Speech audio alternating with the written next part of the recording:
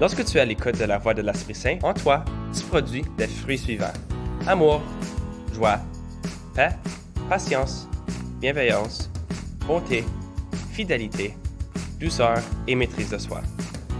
Aujourd'hui, nous allons découvrir le fruit de la fidélité. La fidélité, c'est être fidèle à l'amour de Dieu qui m'appelle à l'aimer et à aimer les autres. Aimer Dieu et aimer les autres semble simple. Toutefois, il est parfois difficile de demeurer fidèle. Voyons quelques scénarios ensemble pour mieux comprendre. Est-ce que tu aimes des sports? Imagine ton équipe sportive préférée. Tu aimes suivre leurs joutes. Tu portes les couleurs de l'équipe et tu les encourages. Qu'arrive-t-il quand elle perd une joute ou encore pire, plusieurs joutes? Est-ce que tu arrêtes de supporter ton équipe pour en trouver une autre? Ou est-ce que tu continues à la supporter, peu importe? Voilà la fidélité. Aimer et être fidèle, même quand c'est difficile.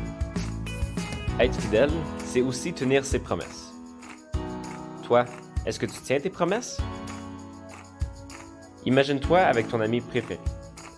Cet ami a de la peine parce que sa maman est malade. Donc, tu lui promets d'aller prendre une marche ensemble au parc. Toutefois, pas longtemps après, un autre ami t'invite à aller manger une crème glacée. Quel pétrin! Que fais-tu?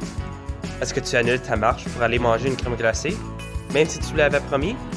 Ou est-ce que tu demeures fidèle envers ton ami, puisque tu lui avais fait une promesse? Être un bon ami veut dire que ton ami peut avoir confiance en ta parole. Ce que tu dis, c'est qu'est-ce que tu fais. Ça, c'est choisir l'amour envers les autres, avant tout. C'est ça, la fidélité. Puisque faire un bon choix peut être difficile, tu te poses peut-être la question, comment demeurer fidèle? Quand l'Esprit Saint est en nous, plein de bonnes choses arrivent. Et si tu veux le fruit de l'Esprit en toi, tu n'as qu'à regarder ton plus grand modèle, Jésus. Écoute sa parole, prie Dieu. Le plus de temps que tu passeras avec lui, le plus ton cœur changera et ressemblera à Jésus.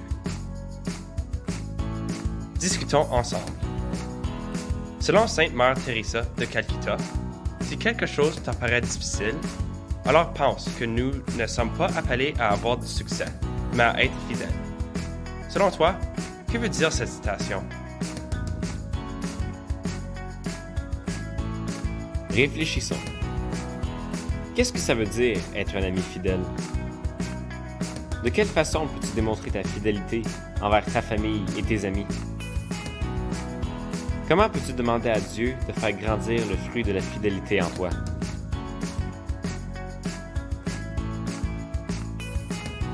Prions ensemble. Seigneur, je te remercie de mettre le fruit de ton Esprit Saint en moi.